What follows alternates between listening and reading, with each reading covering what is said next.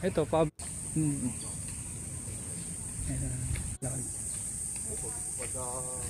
Ayan. May panron dito. Regular pag Sabado. Kunin po tayo sa San Pablo, Laguna. May landscape dito. Ganda. Grabe ano. May bahay doon sa taas. Kalsada. Bayanihan. Mga ano. Ayun, sa kabila. Mga talagang Ayun na pala eh oh. sabi nga na Fuji sa Japan pala. Ano ba yun? Yung parang ano dito, food court.